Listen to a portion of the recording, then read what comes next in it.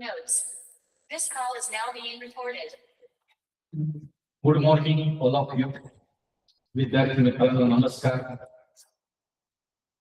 पुन्हा एकदा तिसऱ्या दिवशी मी अनिल किसन कडलं, उपाध्यापक, जिल्हा परिषद प्राथमिक शाळा निळवंडे, तालुका संगमनेर या मिशन आरंभ उपक्रमात तुमचं सहर्ष स्वागत करतो.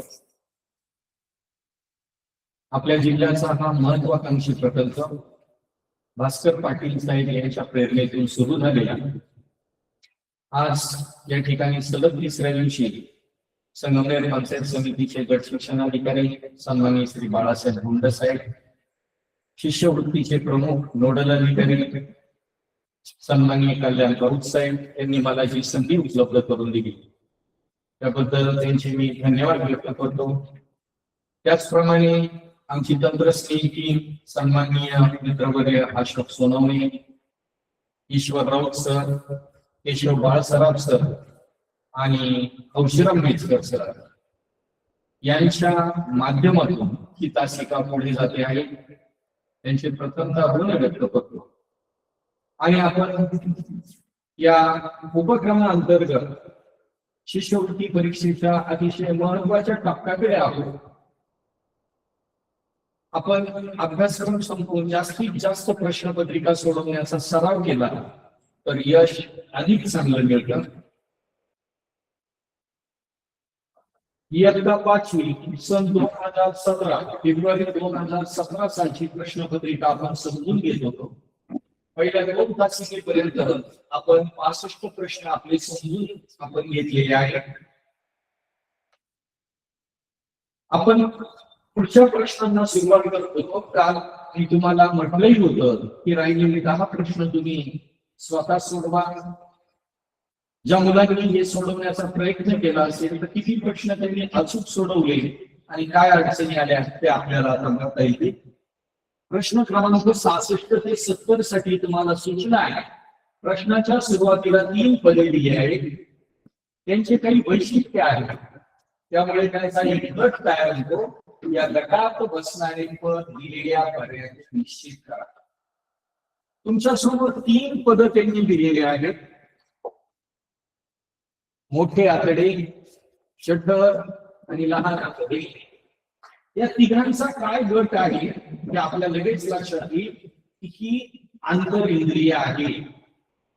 पण मग तुम्ही जेव्हा पर्याय वाचाल ग्रासिका, श्वासपटल, हृदय आणि वृक्क 4ही पर्याय आंतरिंद्रियाचीच आहे.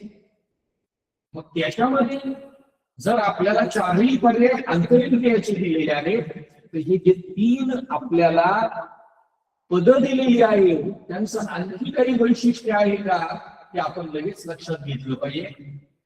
मोठे आकडे, लहान आकडे आणि जठर मुलांमध्ये पचन संस्थेतली आंतरिंद्रिय आहे. पचन संस्थेचे भाग आहे. आपण ज्यावेळेस अन्न तोंडात टाकतो तर अन्न पचनाची सुरुवात लगेच तोंडातूनच होते. तोंडातच लाळ मिसळते अन्नामध्ये आणि अन्न पचनाला सुरुवात होते. लाळ हा अतिशय महत्वाचा घटक आहे अन्न पचनातला. आणि मग ते आपलं अन्न पुढे जातं ते ग्रासिकामध्ये जातं. मग पुढे जठरामध्ये जाऊन ते घुसळलं जातं. जसं मिक्सरमध्ये आपली आई मसाला किंवा काही गोष्टी तयार करते तशा पद्धतीचं अन्न जठरामध्ये घुसळलं जातं. पुढे ते लहान आतड्यात, मोठ्या आतड्यात जातं. म्हणजे आपल्याला त्यातल्या बारीक सारीक गोष्टी माहीत पाहिजे की ह्या सगळ्या गोष्टी आहेत पचन संस्थेशी निगडीत. श्वास बदल, श्वास घेतो म्हणजे श्वसन संस्थेची निगडीत आहे. श्वसन संस्था आपल्या शरीरामध्ये वेगवेगळ्या संस्था कार्यरत असतात. हृदय हे रक्त, अशुद्ध रक्त जे आहे ते हृदयाकडे जातं. हृदय त्याला शुद्ध करतं आणि पुन्हा शरीराकडे पाठवतं. हृदयाचं सारखं पंपिंग चालू असतं आणि म्हणून हे हृदय रक्ताभिसरणचं काम करतं. रक्ताभिसरणाचं म्हणजे ही संस्था आहे रक्ताभिसरण संस्था. हृदय या संस्थेत काम करतं. त्यानंतर वृक्क हे उत्सर्जन संस्थेमध्ये काम करतं. उत्सर्जन संस्था.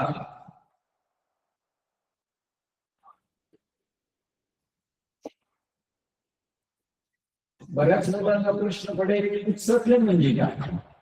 विद्यार्थी मित्रांनो, आपण व्यायाम करतो. व्यायाम केल्यानंतर आपल्याला घाम येतो. शरीरामध्ये जे विषारी घटक असतात, नको असतात, त्या गोष्टी घामावाटे बाहेर टाकल्या जातात. अशाच पद्धतीने आपण लघवी करतो. लघवी वाटी आपल्या शरीराला नको असणाऱ्या गोष्टी बाहेर टाकल्या जातात. आपण पचन संस्था झाल्यानंतर, सगळं अन्न पचल्यानंतर दुसऱ्या दिवशी शौचाला जातो. त्यातही नको असणाऱ्या गोष्टी बाहेर पडतात. या सगळ्या उत्सर्जन संस्थेशी निगडीत आहे. त्याचं महत्वाचं काम वृक्क याद्वारे केलं जातं. आणि मग आपल्या पचन संस्थेशी निगडीत राहिलेली ग्रासिका, ही तोंडात अन्न पचनाला सुरुवात झाल्यानंतर पहिल्यांदा ते ग्रासिकेत जातं, नंतर जठरात जातं, लहान आतडे आणि मोठ्या आतडे. हा पचन संस्थेचा क्रम आहे. आणि म्हणून या 3 पर्यायांमध्ये अतिशय योग्य आणि चपखल बसणारा पर्याय आहे पर्याय क्रमांक 1.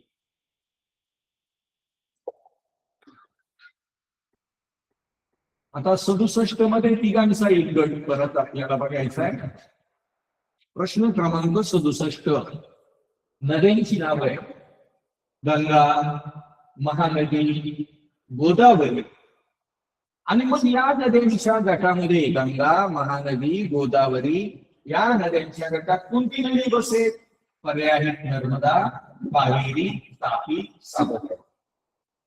हा भूगोल विषयाचा प्रश्न आहे मुलांना. आणि नद्यांचे प्रश्न आले की नद्या, त्यांच्या उपनद्या, पूर्व वाहिनी नद्या, पश्चिम वाहिनी नद्या आपल्यास माहीत असल्या पाहिजे. आता या ठिकाणी गंगा, महानदी, गोदावरी या पूर्व वाहिनी नद्या आहेत. पूर्व वाहिनी म्हणजे भारताच्या पूर्वेला वाहत जातात आणि आपल्या भारत देशाच्या पूर्वेला आहे बंगालचा उपसागर. या बंगालच्या उपसागराला जाऊन मिळतात.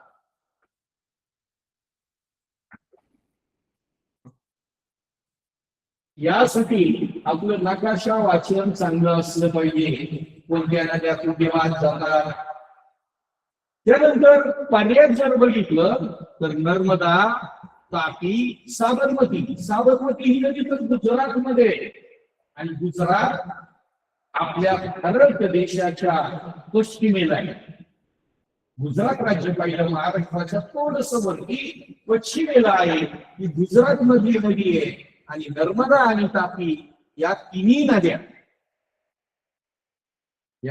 नद्या पश्चिम वाहिनी आहे.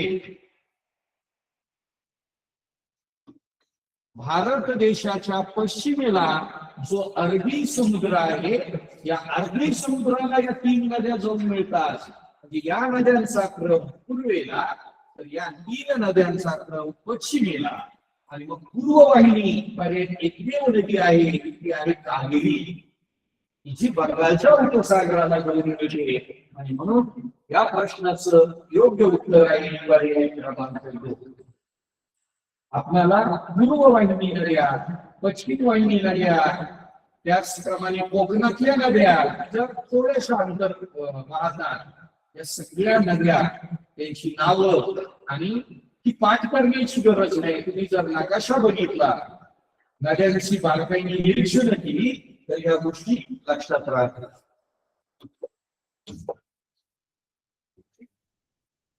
बघा, उदाहरण क्रमांक 68 आकृत्यांवर आधारित आहे. आणि या 3 आकृत्यांचा एक गट आहे. मग या आकृतीच्या ह्या रेषेचं निरीक्षण करा, याचं या भागाचं निरीक्षण करा. इथे बघा, इथे, आणि पर्याय काय इथे बघा. तर पहिला पर्याय लगेच बाद होईल. बघा, दोन्ही बाजू नाही, याच्या एकाच बाजूला एल शेपला तिरका आकार आहे. पर्याय क्रमांक 1 लगेच बघितलं की बाद. आता राहिला पर्याय क्रमांक 2, 3 आणि 4. आता याच्यामध्ये अत्यंत चपखल बसणारा कोणता पर्याय आहे हा आपल्याला शोधायचा आहे. त्याच्यानंतर याचं लॉजिक पण आपल्याला करता आलं पाहिजे, कसं करता येईल. आणि थोडस किचकट वाटणारं हे जे उदाहरण आहे ते तुमच्या समोर आहे. रेषेच्या बारकाईनं याने सगळं बघितलं तर उत्तर शोधायला अतिशय कठीण असं उदाहरण आहे. कारण खूप बारकावे याच्यामध्ये जरी दिसत नाही आता नेमका एकच पर्याय आपण पार करू शकलेलो आहोत. आणि या उदाहरणामध्ये अगदी ही जी हा जो आकार आहे बघा, हा आकार इथे मोठा आहे. पर्याय क्रमांक 3 बाजू अतिशय जवळून बघावं लागेल तुम्हाला, तेव्हा ते लक्षात येईल. आणि योग्य पर्यायाचा हा सुद्धा नाही होत.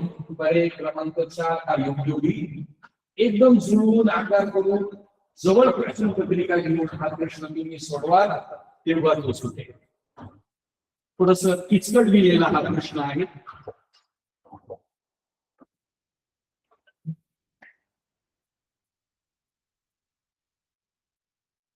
उदाहरण क्रमांक 69. 3 पदांचा एक गट लिहिलेला आहे बघा. 29, 31, 17, 19, 59, 61 आणि त्यांच्या गटात पहिल्यांदा आता तिघांचा गट कसा आहे ते आपल्याला लक्षात आलं. या तिघांचा गट मी बघितलं मुलांना, जर आपल्या मूळ संख्या लक्षात असतील तर या ठिकाणी सगळ्या मूळ संख्या आहेत. आणि त्या मूळ संख्या दुसऱ्याच मूळ संख्या नाहीये, तर जोडमूळ संख्या आहे, ज्यांना आपण जुळ्या मूळ संख्या असेही म्हणतो. जुळ्या मूळ संख्या म्हणजे काय किंवा जोडमूळ संख्या म्हणजे काय, तर ज्या दोन मूळ संख्यांच्या मध्ये एकच संयुक्त संख्या येते. दोन मूळ संख्येच्या मध्ये एकच संयुक्त संख्या येते, तर अशा मूळ संख्यांना आपण जोडमूळ संख्या किंवा जुळ्या मूळ संख्या म्हणतो. उदाहरणार्थ 29, 31 या मूळ संख्या आहे, यांच्यामध्ये संयुक्त संख्या एकच आहे 30. 17, 19 यांच्यामध्ये एकच संयुक्त संख्या आहे 18. 59, 61 याच्यामध्ये एकच संयुक्त संख्या आहे 6. हे करत असताना बऱ्याच मुलांना प्रश्न पडेल, सगळे पर्याय कशाचे?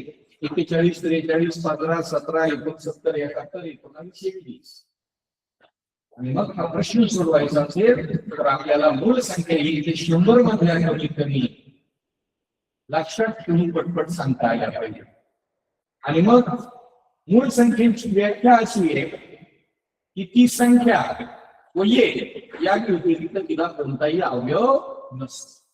मग इथे 15 ही मूळ संख्याच नाहीये, कारण 15 इथे 15 3 5 15 15 ही मूळ संख्या नाही आपल्या नियमाप्रमाणे. त्याच्यानंतर 21 ही मूळ संख्या नाहीये, कारण तिला 3 अवयव आहे, 7 अवयव आहे, म्हणून ही सुद्धा मूळ संख्या नाहीये. आपली व्याख्याच अशी जोडमूळ संख्येची दोन मूळ संख्यांच्या मध्ये एक संयुक्त संख्या असली पाहिजे. मग ही मूळ संख्या नाहीये, ही मूळ संख्या नाहीये. 69 मूळ संख्या नाहीये, हिला 3 ने भाग जातोय. 3 ची कसोटी 9, 6, 15 याची बेरीज 3 च्या पाड्यात तिला 3 ने भाग जातो, म्हणून ती मूळ संख्या नाहीये. अरे 3 बाद झाला. 41, 43 या मूळ संख्या दोन्ही आणि त्यांच्यामध्ये एकच संयुक्त संख्या 42. 1 ते 100 मधल्या मूळ संख्या जर तुम्ही पटपट सांगितल्या 2, 3, 5, 7, 11, 13, 17, 19, 23, 29, 31, 37, 41, 43, 47, 61, 67, 71, 73, 79, 80, 89, 97. 25 मूळ संख्या आपल्याला बरोबर आठवत असली किंवा आपण मूळ संख्यांचा एक मोबाईल नंबर पण तुम्हाला दिलेला आहे. प्रत्येक दशक गटातल्या मूळ संख्या लक्षात राहाव्या म्हणून तो मोबाईल नंबर होता 44 22 322 321. म्हणजे 1 ते 10 च्या दशक गटात 4 मूळ संख्या, 11 ते 20 मध्ये 4, 21 ते 30 मध्ये 2, असं करत करत 91 ते 100 मध्ये एकच मूळ संख्या येते 97. हा मोबाईल नंबर आपण हे प्रकरण शिकताना पाहिलेला आहे आणि तो अभ्यास तेव्हाच्या तेव्हा पूर्ण केलेला असेल तर ही उदाहरणं अवघड वाटत नाही. पुढचं उदाहरण क्रमांक 70 बघा. 5985, 8541, 6984 या 3 पदांचा आपल्याला एक गट दिलेला आहे. मग काय करायला लागेल, याच्यात या तिघांचा गट कसा एकत्र आहे ते बघावे लागेल. कधी कधी याच्यामध्ये काय असतं, त्या कडेच्या अंकांचा गुणाकार मध्यभागी असतो, पण तसं नाही दिसत. हे बघा नाही. कधी कधी या पहिल्या दोघांचा गुणाकार पुढे असतो, तसंही दिसत नाहीये. मग आपल्याला यांची बेरीज करून बघावी लागेल, किंवा आणखी काही गोष्टी आहेत का ते बघूया. चला बेरीज करूया. 5 आणि 5 10, 10 आणि 9 19, 19 आणि 8 27. 27 3च्या पाड्यात आहे, 9च्या पाड्यात आहे. या संख्येला 3 आणि 9 निश्चित मानला जातो. 5 आणि 4 9, 9 आणि 1 10, 10 आणि 8 18. 18 सुद्धा 3च्या आणि 9च्या पाड्यात आहे. या संख्येला 3 आणि 9 निश्चित मानला जातो. मग 8 आणि 4 12, 12 आणि 6 18, 18 आणि 9 27. ते सुद्धा 3च्या आणि 9च्या पाड्यात आहे.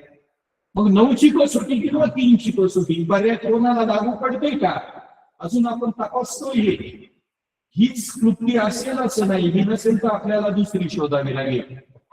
9 9 18, 18 3 21, 21 आणि 8 29. 3च्या आणि 9च्या पाड्यात नाही, पर्याय बाद. इथं 7 आणि 3 10, बघा ती संख्या शब्दाचा लवकर इथे बघतो. मग 19 19 आणि 8 27. हे बघा ही बेरीज झाली बरं का, 3च्या आणि 9च्या पाड्यात. आणखी एखादा पर्याय आला कसा की आपली कृती बाद होईल, पुन्हा वेगळं बांधावं लागेल. 9 4 13, 13 आणि 7 20, 20 आणि 8 28. 28 3च्या आणि 9च्या पाड्यात नाही. पुढे 9 5 14, 14 आणि 7 21, 21 आणि 8 29. 29 सुद्धा 3च्या आणि 9च्या पाड्यात नाही. आपली कृती बरोबर लागलेली आहे. की 9ची कसोटी आहे, 9च्या पाड्यातील संख्या आहे, पर्यायाची एकमेवच संख्या आहे. म्हणून उत्तर आला पर्याय क्रमांक.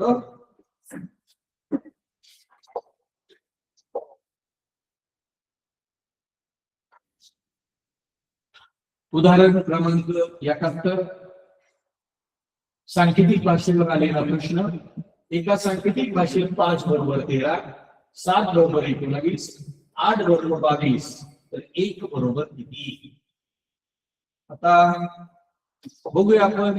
असं आहे का, 5 2 10, 10 आणि 3 13. बर, मग 7 2 14. इथं 3 मिळवले, पण 14 आणि 3 केले तर 17च होतात, 19 नाही होता. मग वेगळं पाहावं लागेल आपल्याला. हा पर्याय नाहीये. 5चा वर्ग करायला गेलं तर 25 खूप मोठा होईल. 7चा वर्ग 49. आपण 5 2 10 केलं होतं.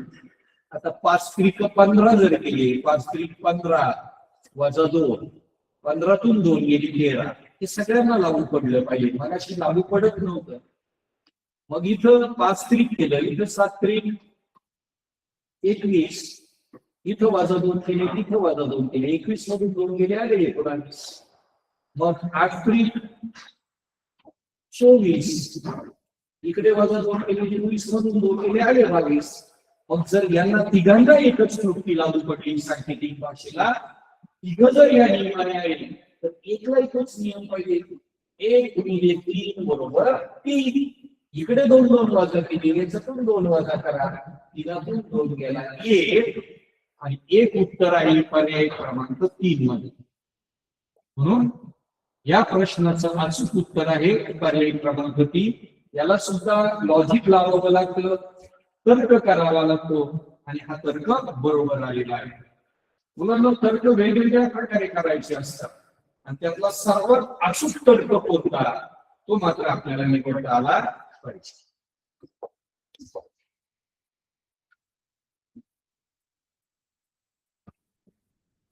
पुन्हा सांकेतिक भाषेवर प्रश्न आहे. एका सांकेतिक भाषेमध्ये 1 ला 5 म्हटले, 1 ला म्हटले 5, 3 ला 7 म्हटलंय, 4 ला 9 म्हटलंय, आणि 2 ला काय म्हटलंय 6 म्हटलंय. तर 1 गुणिले 2 अधिक 3 बरोबर किती. 1 गुणिले 2 अधिक 3 बरोबर किती.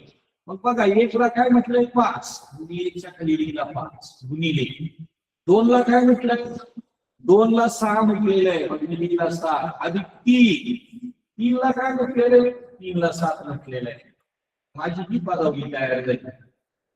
पदवीमध्ये नियमाप्रमाणे आपण गुणाकार करतो. 5 6 30, 30 अधिक 7 उत्तर आलं 37 आणि ते उत्तर आहे पर्याय क्रमांक 4 मध्ये. कशाला काय म्हटलंय फक्त त्यांच्या खाली ते अंक टाकले, पदावली सोडवली. अतिशय सोपं उदाहरण.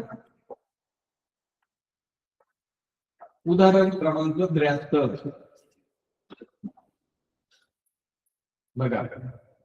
एका सांकेतिक भाषेत रक्षकसाठी ते 3 चिन्ह दिले, भक्षकसाठी ते 3 चिन्ह दिले, शरणसाठी हे चिन्ह दिले आणि विचारलंय तर रग हा शब्द कसा लिहा.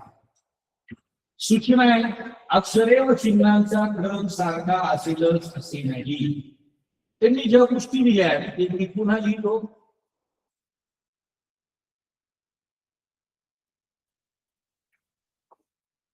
रक्षक बरोबर चौरस, वर्तुळ, वर्तुळात चिन्ह. पुढे भक्षक, भक्षक बरोबर वर्तुळात बिंब, चौरसात बिंब आणि चौरस. पुढे शरण बरोबर, शरण बरोबर वर्तुळात बिंब, वर्तुळ आणि त्रिभुज. तर आपल्याला विचारलं भक्षक शब्द कसा लिहावा. मुलांना हे लिहित असताना माझ्या एक लक्षात असं आलंय, श श आणि श तिघांमध्ये जे अक्षर तिघांमध्येही सारखं आहे ते पहिल्यांदा घ्यायचं. मग आता मी जर बघितलं अक्षर मध्ये शला वर्तुळ दिसतंय, अक्षर मध्ये वर्तुळ नाही, अक्षर 1 नंबरला वर्तुळात किती आहे. याचाच अर्थ अक्षरे व चिन्हांचा क्रम सारखा नाही.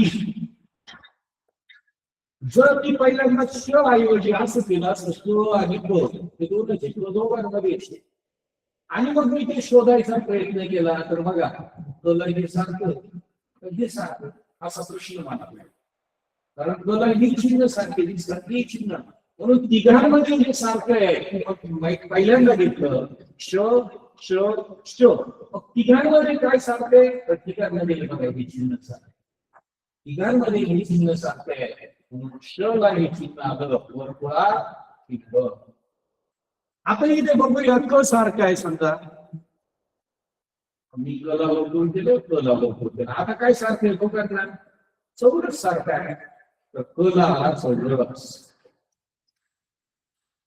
आता ह्या दोघांमध्ये काही सारखं नाही, पण याच्यात आणि याच्यात सारखं आहे र.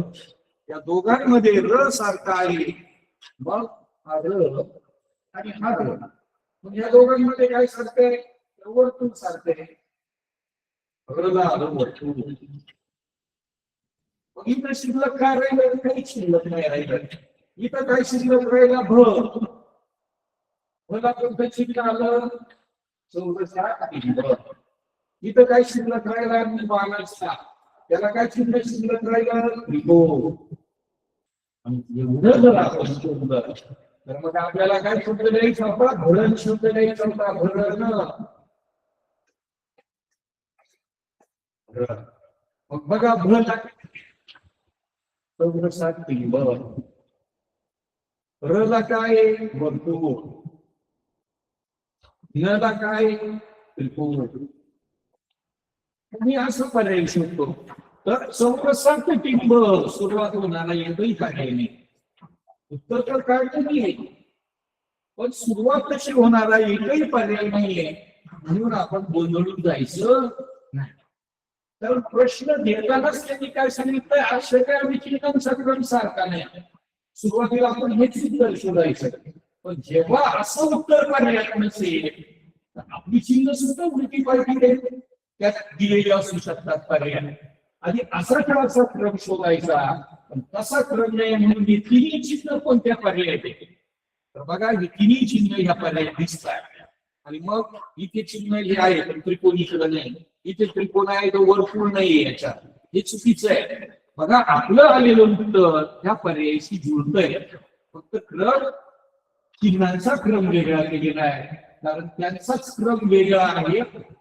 आधी उत्तर आल्यानंतर मात्र सुरुवातीला आपण असाच क्रम शोधायचा अशा क्रमाचा पर्याय असला तर तो पर्याय आपण आधी लिहिला असता.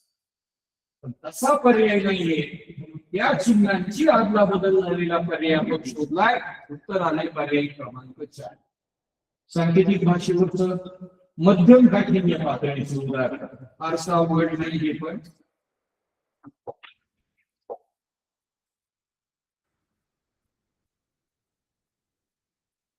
पुन्हा तसंच उदाहरण आलेलं आहे सांकेतिक भाषेवर. एका सांकेतिक भाषेत नवर बरोबर अधिक वजा गुणिले, नरक बरोबर वजा अधिक गुणिले आणि मकर बरोबर गुणिले वजा चौरस, तर वक्रम हा शब्द असल्या. पुन्हा एकदा अक्षरे व चिन्हे यांचा क्रम सारखा असेलच असे नाही. ही सूचना त्यांनी देव अथवा न देव, आपण एकदा कच्चं काम करताना तो क्रम सारखा आहे की नाही हे तपासणं पहिली आपली जबाबदारी आहे. मग पुन्हा एकदा लिहूया. नवर बरोबर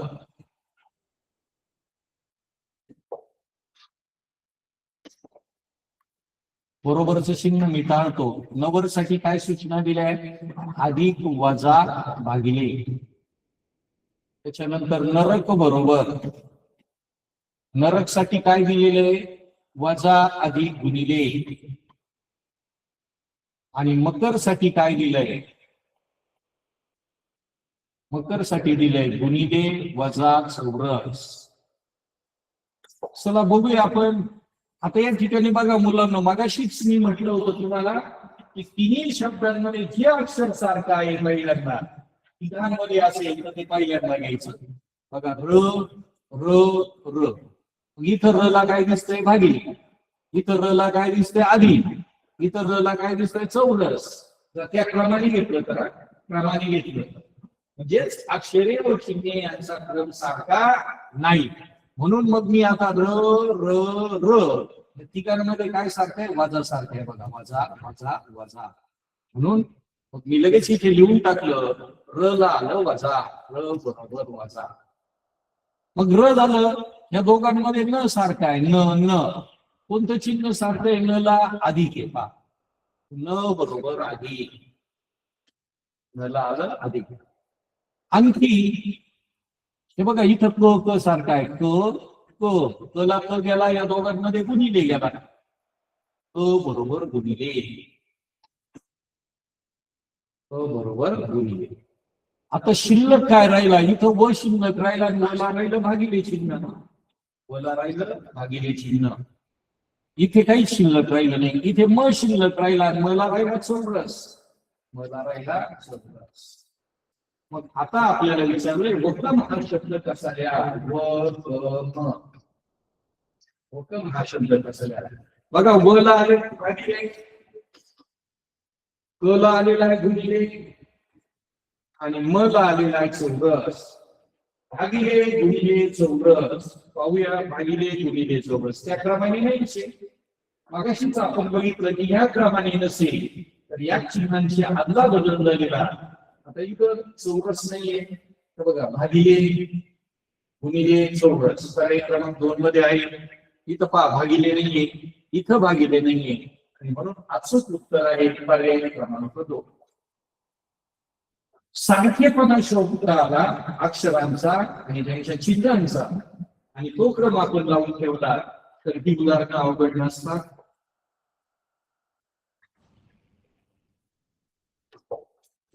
या प्रश्नपत्रिकेतील शेवटच्या उदाहरणाकडे येतो आपण.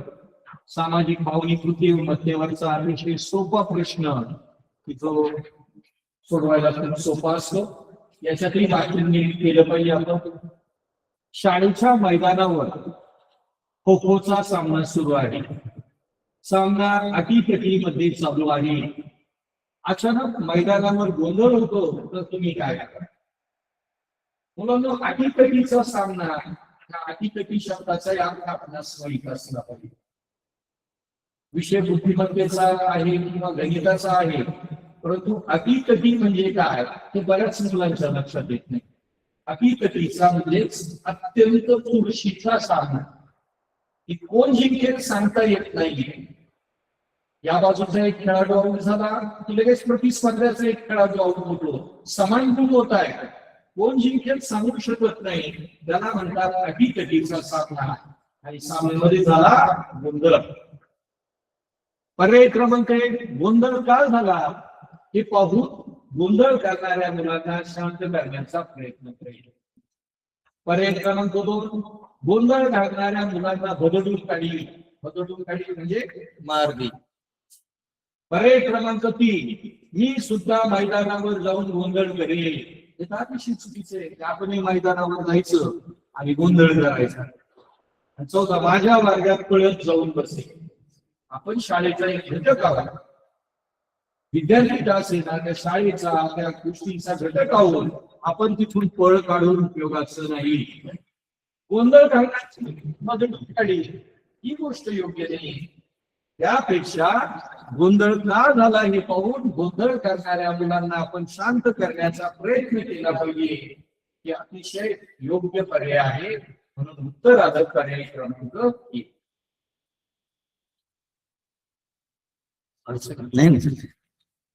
विद्यार्थी मित्रांनो, या ठिकाणी 2017 सालची शिष्यवृत्ती परीक्षा आपली बोर्डाची प्रश्नपत्रिका आपण पूर्ण केलेली आहे, ती समजून घेतलेली आहे. आणि आता याच्या पुढे आपण 5वी बोर्डाची 2018 सालची बुद्धिमत्ता विषयाची प्रश्नपत्रिका यापुढे समजून घेणार आहोत.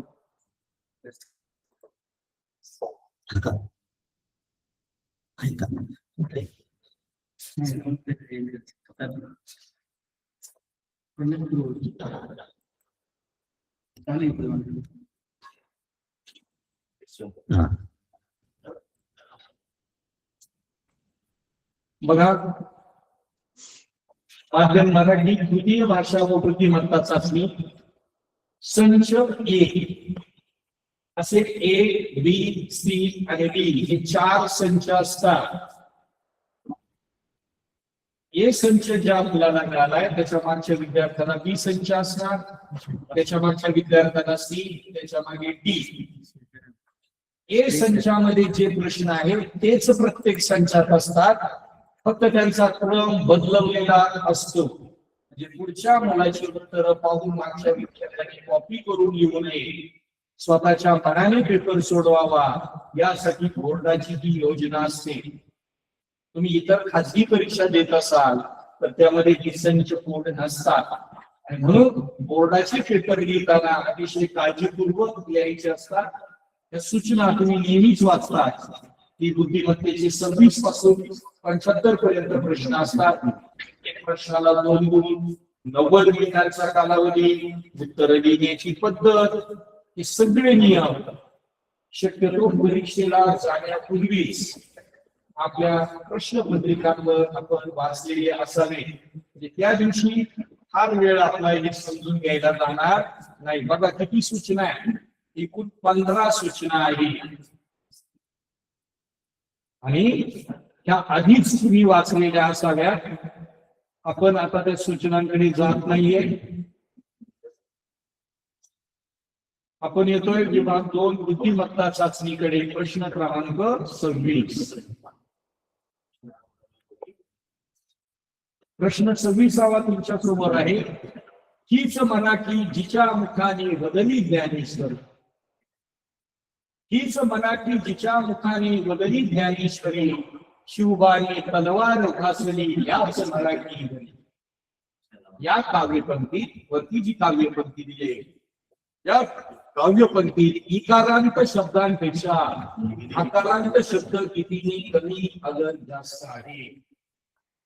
इकारांत मुलांना ई, दीर्घ ई, दीर्घ ई म्हणजे असते दुसरी वेळ आहे. आणि कारांत म्हणजे अंत. अंत म्हणजे शेवटी, शब्दांच्या शेवटी ई. आणि अकारांत म्हणजे अ, ज्याचा उच्चार अ. अंत शब्दांच्या शेवटी अ आणि शब्दांच्या शेवटी ई. मग बघा म्हणजे इकारांत की च, प्रत्येक आपल्याला शेवटचं अक्षर पाहावं लागणार आहे प्रत्येक शब्दातलं. स अ की ई च्या हा येतो इथं ने ये येतो ये येतो ने ए ली ई री ई ने पुन्हा ई र अ ली पुन्हा ई स अ री ई. मग आता आपण इकार म्हणतो म्हणजे दुसऱ्या वेलांटीचे शब्द शोधूया. 1 2 3 शब्द म्हणजे अक्षर शोधतोय आपण त्यातले की जे अंत म्हणजे शेवटी आलेले आहेत.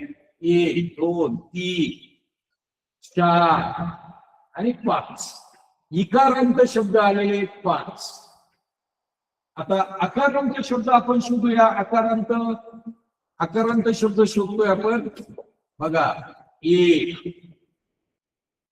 1 र 2 3 अकारांत शब्द मिळाले तर आपल्याला 3. आणि मग प्रश्न काय, इकारांत शब्दांपेक्षा आकारांत शब्द हे कमी आहे. कितीने कमी वजावटी 5 वजा 3 2 ने कमी आहे. इकारांत जास्त आहे पण आपल्याला इकारांत नाही विचारलं. आकारांत शब्द कितीने कमी अथवा जास्त आहे. बरेचशी मुलं 2 उत्तर काढतात परंतु कमी की जास्त या पुन्हा गोंधळ करतात.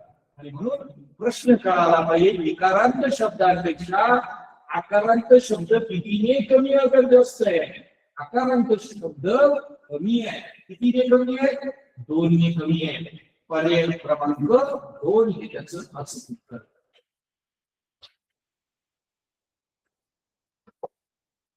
बघा प्रश्न 27 ते 21 साठी सूचना.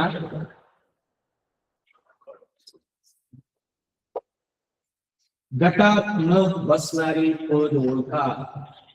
जे पद गटात बसत नाही ते ओळखा.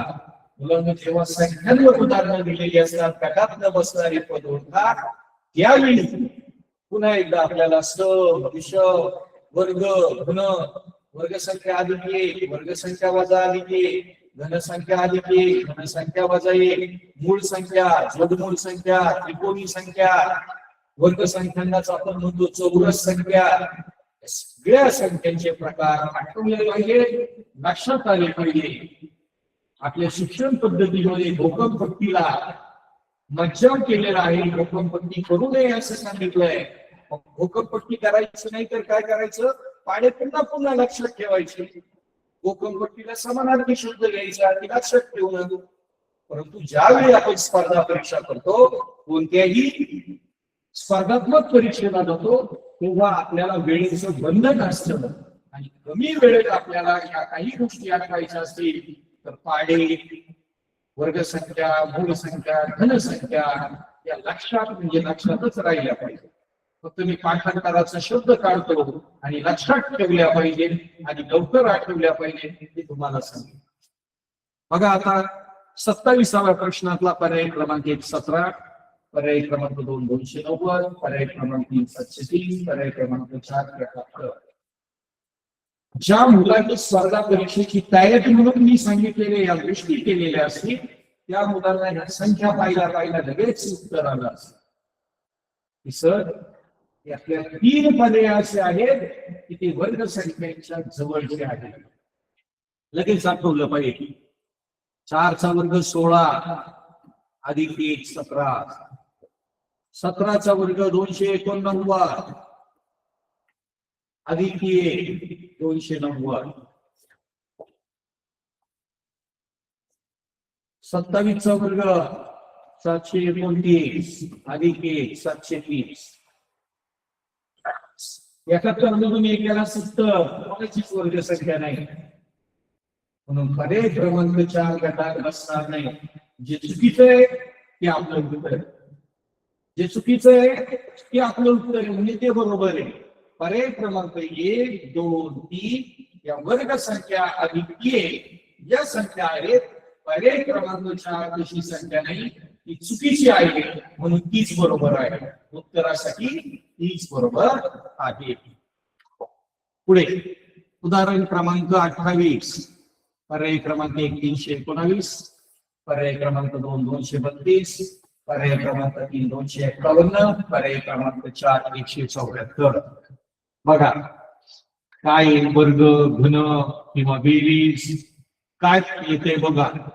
उदाहरण क्रमांक 28 तुमच्यासाठी.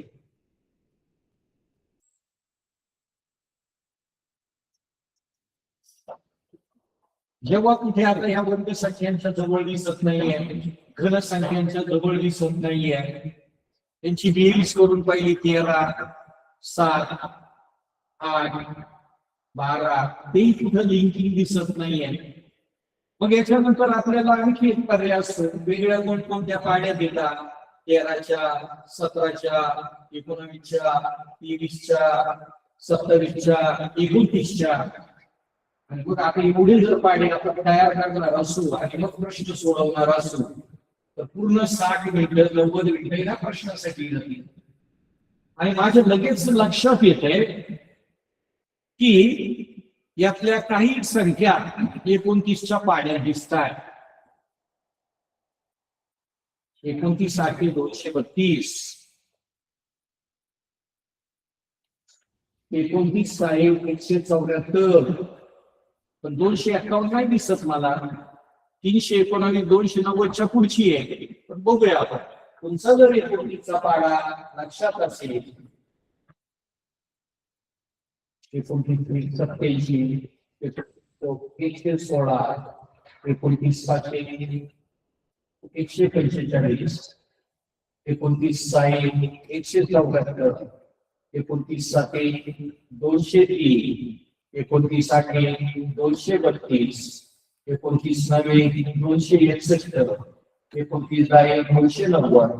तर यातल्या दोन संख्या मुलांना आपल्याला 29च्या पाड्यातल्या दिसत आहेत. समजा 174 त्यानंतर 232 दिसत आहे, 251 तर नाही 261 आहे. आणि पहिली संख्या 319. बऱ्याचदा असं होतं 29 आहे 290 पाडा संपला. तुला तो 10 पर्यंत पाडा आपण नसतो, तो आपल्या सोयीसाठी असतो. पाडा कधीच संपत नाही. त्या 290 मध्ये पुन्हा 29 मिळवले तर पाडा पुढे सुरू होतो. 9, 2, 11, 7, 1, 3, बघा 319 म्हणजे 319 ला सुद्धा 29 ने पूर्ण भाग जातो. 29 गुणिले 11 319 ही संख्या सुद्धा 29च्या पाड्यात आहे. ही 29 गुणिले 8 ही 29च्या पाड्यात आहे. ही 29 आहे 174 29च्या पाड्यात आहे.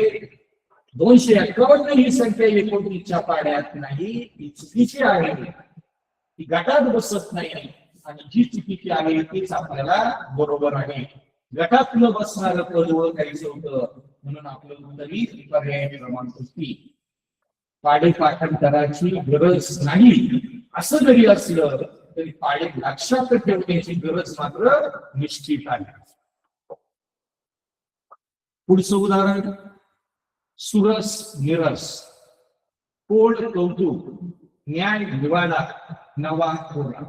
अतिशय सोपं आहे. लगेच तुम्ही सांगाल सर कोड कौतुक, न्याय निवाडा, नवा कोरा हे जोड शब्द आहे, यांना जोड शब्द म्हणतात. मग पर्याय क्रमांक 1 काय? तर हा विरुद्धार्थी शब्द आहे. सुरस म्हणजे चवीने ऐकलं जाणार काय गोष्ट असेल, आणखी काय असेल. सुरस म्हणजे जे चवदार, त्याचं चव आहे. आणि निरस म्हणजे न आवडणार, चव नसणार, त्याला म्हणायचं निरस.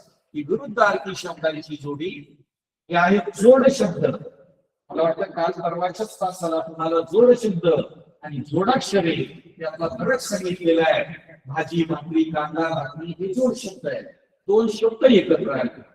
जोडाक्षर वेगळी, आमच्या, तुमच्या, महाराष्ट्र ही जोडाक्षर आणि जोड शब्द आहे. त्यातला फरकही तुम्हाला सांगितला. तर हे 3 जोड शब्द आहेत. पर्याय क्रमांक 1 विरुद्धार्थी शब्द आहे, तो गटात बसत नाही म्हणून तेच आपलं उत्तर आहे. प्रश्न क्रमांक 30. 31 पर्यंत आहे आपल्याला गटात न बसणार पद ओळखायचं आहे. आता प्रश्न क्रमांक 30 मध्ये आकृती आहे. कोणती आकृती गटात बसत नाही ते बघायचं. मुलांनो, प्रत्येक आकृतीला काही रेखांकित भाग केलेला आहे. या आकृतीचे 4 समान भाग केले, 4 पैकी एक भाग छायांकित केला. इथे पण 4 समान भाग केले, 4 समान भागांपैकी एक भाग रेखांकित केलेला आहे. इथे 1 2 3 4 5 6 भागांपैकी एक भाग रेखांकित केलेला आहे. या आकृतीत 1 2 3 4 5 6 7 8 भागांपैकी 2 भाग रेखांकित केलेले आहे.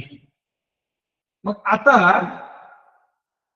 4 पैकी 1 आणि 8 पैकी 2 याला संक्षिप्त रूप दिलं तर आपण बेचोखा. हा सुद्धा 1/4 म्हणजे पावभाग म्हणून आहे. या आकृतीचा पावभाग 1/4 ला आपण पाव म्हणलो, हाही पावभाग बनवलेला आहे. आणि म्हणून गटात न बसणारी आकृती आहे पर्याय क्रमांक 3. ही आकृती गटात बसणार. पुढे प्रश्न क्रमांक 21 कडे जाऊया. यातही गटात न बसणारी आकृतीवरच प्रश्न आलेला आहे. गटात न बसणारी आकृती शोधायची. असे प्रश्न सोडवताना मी तुम्हाला म्हटलं होतं की आपल्याला ही जी चिन्ह आहे ही गतीवर दिशेने फिरतात, प्रतिगतीवर दिशेने फिरतात, ते बघावं लागेल. पर्याय क्रमांक 1 2 3 4 चिन्ह कशी फिरतात किंवा त्यातल्या रेषा वाढतात कमी होतात ते बघूया. पहिल्यांदा बघूया त्रिकोण.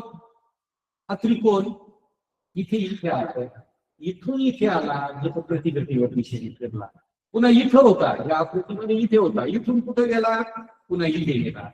म्हणजेच कोणत्या दिशेने गेला, प्रतिगतीवर दिशेने गेला. इथून कुठं जायला पाहिजे, इथं जायला पाहिजे. बरोबर, इथून इथं गेला. इथं तर चारही आकृत्यांचं सारखं आहे. मग आता हे गुणिले किंवा अधिकचं चिन्ह दिसतंय आपल्याला. हे चिन्ह इथून कुठे गेलं बघा, इथून इथं पुन्हा प्रतिगतीवर दिशेने गेलं, इथून पुन्हा इथे पुढे गेलं, प्रतिगतीवर दिशेने गेलं. इथून कुठं जायला पाहिजे, बरोबर आहे, तिथे गेलं, ते बरोबर आहे. वजाचं चिन्ह पाहूया. वजाचं चिन्ह इथून इथे गेलं, बरोबर गेलं प्रतिगतीवर. मग तिथं होतं वजाचं चिन्ह, इथून पुन्हा इथं आलं प्रतिगतीवर. आता इथून इथं जायला पाहिजे, सगळे चिन्ह सारखे. आता राहिलं वर्तुळ बघायचं आपलं. ते वर्तुळ इथून इथं आलं, ते प्रतिगतीवर आलं, एक बघतोय. मग तिथून पुन्हा इथं आलं, बरोबर आहे. इथून कुठे गेलं पाहिजे, हे बरोबर आहे. हे सगळी चिन्ह बरोबर आहे. मग आता बाण बघूया. पहिल्या याच्यात बाण इथे, दुसऱ्या याच्यातला बाण हा घटीवर दिशेने फिरला बरं का. आता बाण इथून कुठे गेला, इथे गेला. बाण इथून इथे गेला, घड्याळाच्या काट्यांच्या दिशेने फिरला. तसं तिथून कुठे गेला पाहिजे, इथून बरोबर आला, इथून आला इथं. मग इथून कुठे गेला पाहिजे, इथं. हे बरोबर आहे.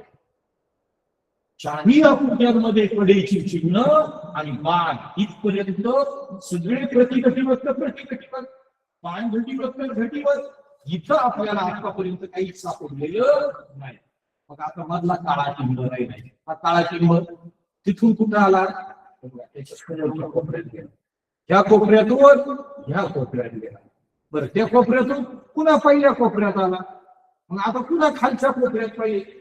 इथं खालच्या कोपऱ्यात न देता वेगळ्या कोपऱ्यात गेलेला आहे. म्हणून पर्याय क्रमांक 4 गटात बसणार. बघा किती चिन्ह पाहिजे आपण. शेवटी या चिन्हावर आपल्याला उत्तर मिळालं. एखाद्या मुलाने आधीच चिन्ह पाहिलं असतं तर आधीच उत्तर मिळालं असतं. पण तरी बाकीच्याही गोष्टी आपण बारकाईने पाहिल्याच पाहिजे. यामध्ये पर्याय क्रमांक 4 गटात बसत नाही.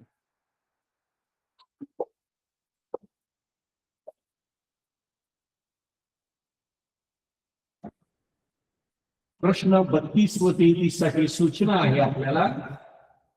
खालील संख्या मालिकेत प्रश्न चिन्हाच्या जागी क्रमाने येणारी संख्या पर्यायांमधून निवडा. काय दिलंय आपल्याला बघा. 32व्या प्रश्नात 114 85 62 43 प्रश्नचिन्ह आणि 13. प्रश्नचिन्हाच्या जागी काही असे प्रश्न ज्यावेळी असतात त्यावेळी त्या संख्यांमधलं अंतर, पहिल्यांदा अंतर शोधायचं. मग ते अंतर पुन्हा कधी वर्ग संख्या असतं, कधी मूळ संख्या असतं, कधी समान अंतर असतं. ते आपल्याला नंतर बघावं लागेल. आधी आपण बघणार आहोत संख्यांमध्ये अंतर किती. 114 आणि 85 संख्या लहान झाली, वजा झाली. किती झाली? 85 15 100 आणि पुढचे 14 म्हणजे 29 येणार. ही 29 पाहिल्या मला डोक्यात येते आणि 29 तर मोठी संख्या आहे. लगेच नाही मी अंदाज करू शकत पुढे काय अंतर येतं. त्या सगळ्यांना 29 अंतर येते ते पाहावं लागेल. 85 वजा 62 केली, 5 2 3, 8 6 गेले 2 आणि 23 पण मूळ संख्या. पुढे 62 वजा 43 हे शोधावं लागेल. 43 आणि 7 50 आणि वरचे 12 12 7 19 19 पण मूळ संख्या आहे. आता 43 आणि प्रश्नचिन्ह इथे आहे. 43 वरून 13 ला जाता येणार नाही. मग 29 च्या आधीची मूळ संख्या 23, 23 च्या आधीची मूळ संख्या 19, 19 च्या आधीची मूळ संख्या 17. मग 43 मधून 17 गेले तर किती राहतील? आणि तोच संदर्भ पुढे परत 43 मधून 17 गेल्यावर किती राहतात? तर 13 गेले 7, 3 गेले 2, 26. समजा प्रश्नचिन्हाच्या जागेवर मी लिहिले 26, पण मग 17च्या आधीची मूळ संख्या काय? 13. 26 मधून 13 गेली तर हे 13 पण येतात. ही सुद्धा आपण खात्री केली पाहिजे. या ठिकाणी क्रमवार मागे येणाऱ्या मूळ संख्यांचा फरक आहे. क्रमवार मागे येणाऱ्या मूळ संख्या 29 च्या आधी 30, 23 च्या आधी 19, 19 च्या आधी 17 आणि मग 17 च्या आधी 13. या पद्धतीने केलं तर प्रश्नचिन्हाच्या जागेवर उत्तर आले 26, पर्याय क्रमांक 1. समजा याच्यामध्ये खूप तुम्हाला दाटी वाटत असेल तर आपण हेच उदाहरण असं लिहून घेऊ शकतो. 114, 85, 62, 43, प्रश्नचिन्ह 13. आणि मग बघा 114 आणि 85 मध्ये 29 चा फरक आहे. वजाबाकी करून पहा. 85 आणि 62, 5 2 गेले 3, 8 6 गेले 2, 23 चा फरक आहे. त्याच्यानंतर इथे 65 वजा 43, 43 आणि 7 50, 43 च्या पुढे 65 पर्यंत गेले 7 आणि ते 12 19 चा फरक आहे. आणि लगेच लक्षात येतं 29, 23, 19 त्याच्या मागची मूळ संख्या 17, 43 मधून 17 गेले वजाबाकी करा 26 येतात. आणि या 17च्या मागची मूळ संख्या 13, मग 26 मधून 13 गेले 13. तर आपलं उत्तर आलेले प्रश्नचिन्हाच्या जागेवर 26, पर्याय क्रमांक 1.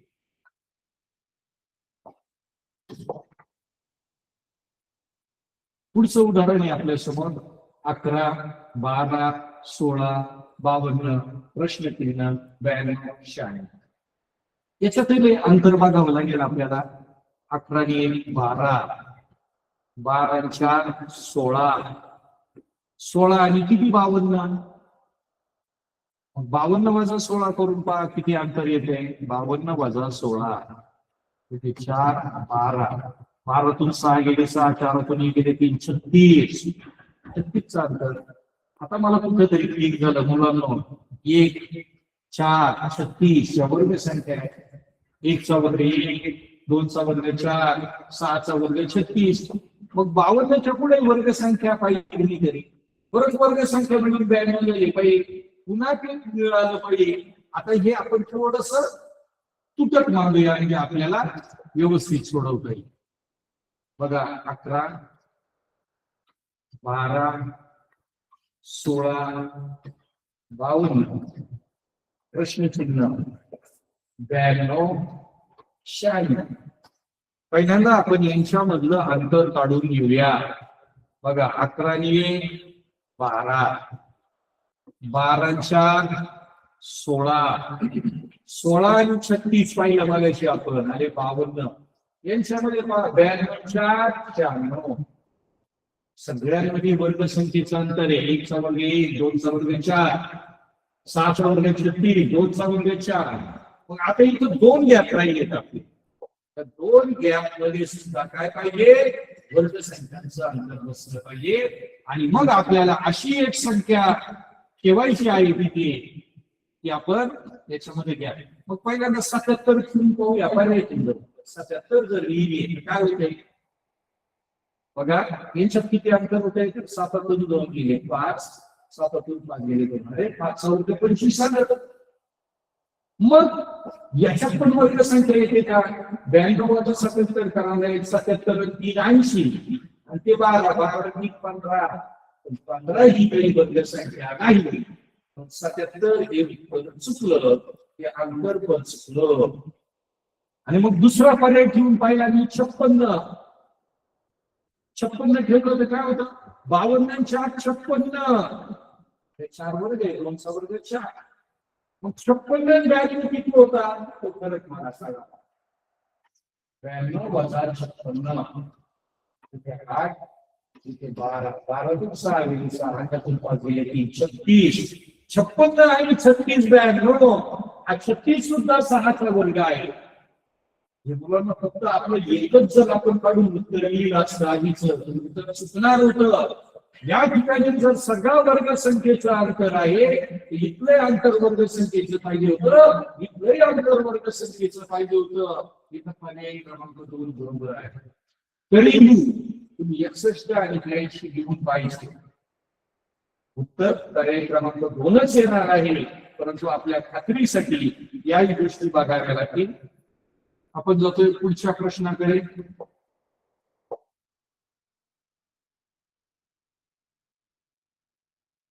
बघा, अमन ओबामाच्या उत्तरेस 10 मीटर अंतरावर उभा असून रफीकच्या वायव्येस 20 मीटर अंतरावर उभा आहे.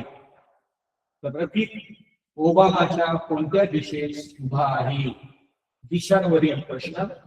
आणि दिशांवरील प्रश्न आणाऱ्या मुलांनो की आपल्याला दिशाक्षेत्र आठवलं पाहिजे. आकाशाकडे पहिलं वर्ष दिशा लिहिली, त्याच्या विरुद्धची दिशा दक्षिण, उजव्या हाताची दिशा पूर्व, डाव्या हाताची दिशा पश्चिम. हे दिशाक्षेत्र आपल्याला लगेच आठवलं. मग अमन ओबामाच्या उत्तरेस इथे आपण असं ठेवू ओबामा आहे आणि अमन त्याच्या उत्तरेला उत्तर दिशावरती उत्तरेला इथं अमन आहे. हा अमन आहे 10 मीटर अंतरावर. अमन ओबामाच्या उत्तरेस 10 मीटर अंतरावर उभा असून रफीकच्या वायव्येस. आता लगेच आपल्याला उपदिशा आठवल्या पाहिजे. उपदिशांसाठी आपण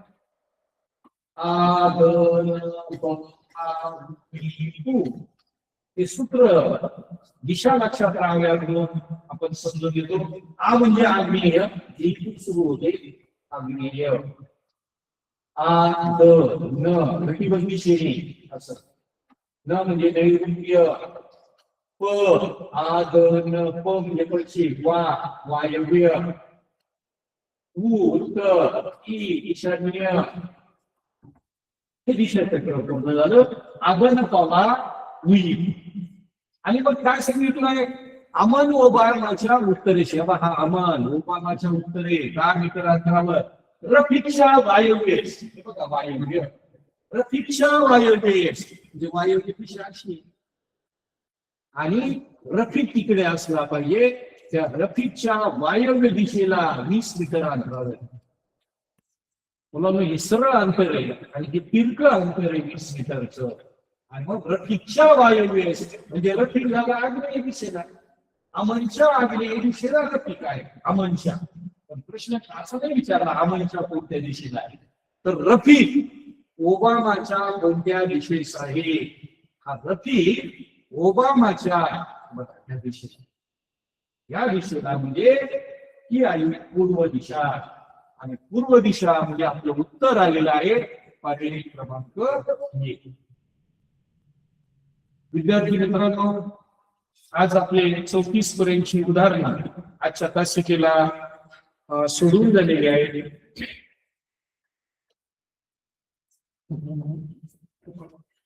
आज या तासिकेला आमच्या पंचायत समितीच्या शिक्षण विस्तार अधिकारी श्रीमती सुनंदा ठोकळ मॅडम उपस्थित आहेत. पंचायत समितीच्या वतीने त्यांचे व आमच्या तंत्रस्नेहींचे धन्यवाद व्यक्त करतो. आजची तासिका संपली असं जाहीर करतो. धन्यवाद.